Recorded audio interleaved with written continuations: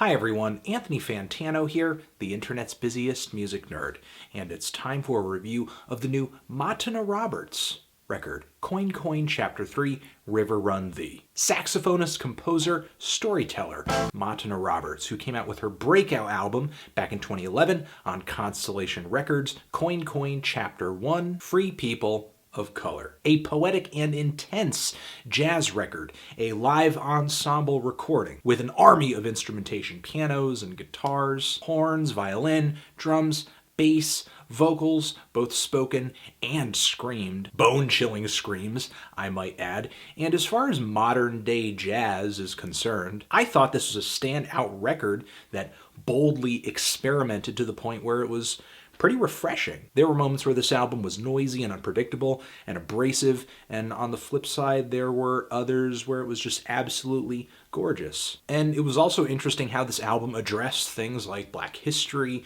as well as slavery and spirituality. But another interesting thing about this record, when it originally dropped, Matana also announced that it was going to be a part of a 12-part series. And this was just Chapter 1. Not quite the insane wow factor of Sufjan Stevens' now abandoned 50 States project, but still kind of wildly ambitious.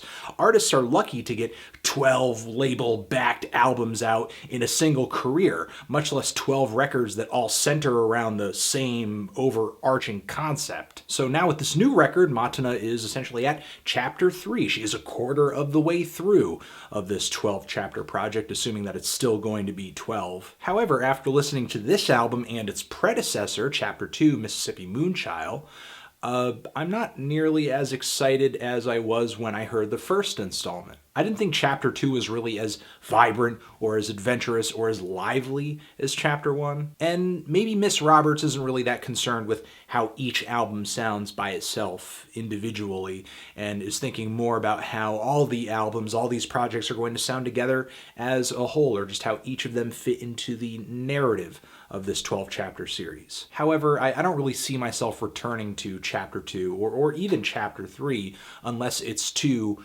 re-listen to the whole series and recontextualize those moments in Coin Coin. On River Run Thee, Matana's connections to traditional jazz music are kind of severed. There are moments here and there where I do feel some inspiration coming from spirituals, but the entire record really is Miss Roberts by herself performing a drone album with elongated vocals and keyboards and horns, field recordings and noise, as well as spoken word, a plethora of different things to just create these very long-winded soundscapes, all of which bleed into one another very seamlessly. So even though you do get an array of different tracks that do feel slightly different from one another if you were to skip around the album, they all really blend together quite nicely to the point where it just feels like one holistic piece. And themes of Black history come up again on this record as well.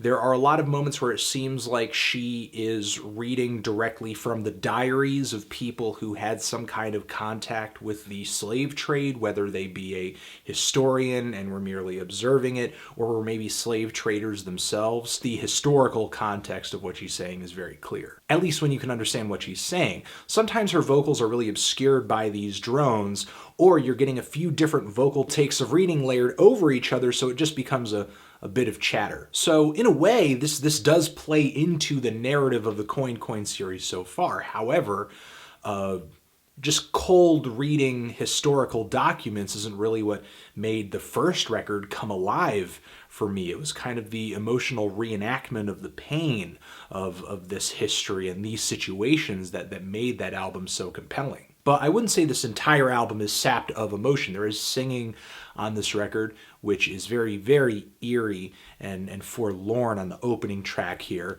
There is one particular song here called Come Away With Me, which, given the context of what is being talked about and sung about on this album, is very eerie, how Miss Roberts is sort of beckoning, come away with me. The most emotionally impactful moment for me on this entire record was the 10-minute opening track, which is the longest cut on this entire record by far. And lyrically, it kind of sounds like I'm listening to a really remorseful account of someone who might have had some really close ties to this slave trade that is talked about throughout much of this album. Someone who maybe at some point hit a turning point where now they regret a lot of what they've experienced and they have these horrible memories haunting them. And maybe a lot of this chatter, a lot of these readings and various vocal snippets that are placed throughout the drones on this album are kind of just a really long, nightmarish dream sequence. The thing though about these drones is that they don't vary that significantly from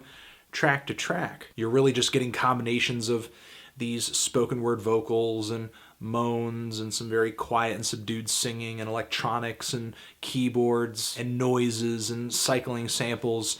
It just varies song to song how each of these sounds are emphasized. And while this does bring some level of distinction to each track, those distinctions are just faint. And plus on top of that, I wouldn't necessarily say that the singing and the chatter and the instrumentation necessarily come together and create something significant or create something that feels all that well orchestrated. It doesn't really feel like these sounds are working together in any significant way. It just kind of feels like I'm listening to a bunch of stuff happen at once, which in the loosest sense of the word does make it a drone, but I guess not a drone that I find particularly entertaining. All in all, I think this album is intriguing, at least from a contextual angle, and it's certainly interesting to read into the concept and the themes explored in this record and the Coin Coin series thus far. And I do admire this album's attempts at seamless cohesion, because again, it does feel like one uniform 45-minute piece. Again, I have to say I'm surprised. I didn't expect Miss Roberts to go down this stylistic direction on this album.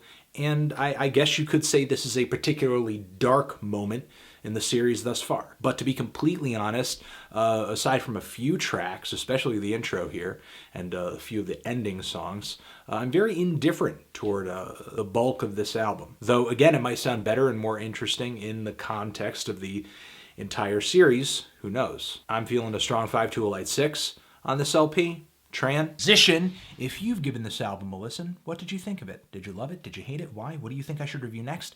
And that's it. Anthony Fantano, Coin Coin, River Run Thee, forever.